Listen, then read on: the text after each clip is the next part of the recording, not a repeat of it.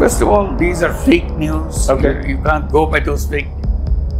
ঢাকার আকাশে ভাসছে এক অজানা অনিশ্চয়তার ছায়া। একদিকে অন্তর্বর্তী সরকারের প্রধান উপদেষ্টা মোহাম্মদ ইউনূস শান্ত অথচ দৃঢ় কণ্ঠে চেষ্টা করছেন দেশকে গণতন্ত্রের পথে ফেরাতে, অন্যদিকে পর্দার আড়ালে কলকাঠি নাড়ছে এক সময়কার সর্বময় নেত্রী, বর্তমানে পলাতক শেখ হাসিনা। ডক্টর ইউনূস নিউ ইয়র্কের একটি সংবাদ মাধ্যমকে সাক্ষাৎকার দিয়েছেন।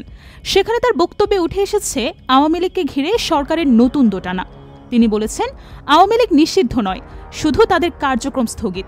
তবে এটা সাধারণ কথা।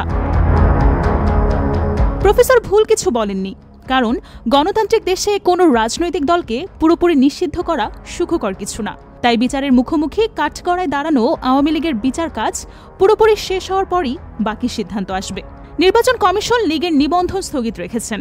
সরকারের তাই এই বিষয়ে কিছুই করার নেই। দিল্লিতে বসে গোপন খেলায় মেতেছেন সরকার ও বিএনপি সহ বিরোধীরা। স্পষ্ট বলছে, হাসিনা ভারতীয় সমর্থন নিয়ে নির্বাচন বানচালের ষড়যন্ত্র করছেন। দেশের মানুষ যেন দাবার গুটি আর তিনি খেলোয়াড়।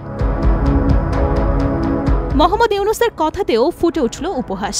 তিনি বলেন, ভারত বরাবরই তাকে সমর্থন করে এসেছে। এখনও যারা তার পেছনে আছেন তারা হয়তো কল্পনা করছেন তিনি বিজয়ের বেশে বাংলাদেশেই ফিরবেন, কিন্তু বাস্তবতা ভিন্ন। হাসিনার শাসনকাল শেষ হয়েছিল রক্ত, দমন-পীড়ন আর দুর্নীতির কালো ছায়ায়। শত শত বিরোধী কর্মীর মৃত্যু, গুম, মামলা সবকিছুর দায় এড়িয়ে তিনি বিদেশে গা ঢাকা দিয়েছেন। অথচ আজও তিনি কোনো অনুশোচনা প্রকাশ করেননি। ডক্টর ইউনূসকে মনে করিয়ে দেওয়া হয়েছিল অমর্ত্য সেনের কথা। আওয়ামী লীগকে নিষিদ্ধ করা ভুল হবে, এটি আগের সরকারের পুনরাবৃত্তি। কিন্তু ইউনূসের যুক্তি অন্যরকম। তার মতে, আওয়ামী লীগ রাজনৈতিক দল হিসেবে আচরণ করেনি, বরং তারা নির্বাচন বানচাল, সহিংসতা ও হত্যাকাণ্ডের রাজনীতিতে লিপ্ত হয়েছে। দেশের সাধারণ মানুষও আতঙ্কিত।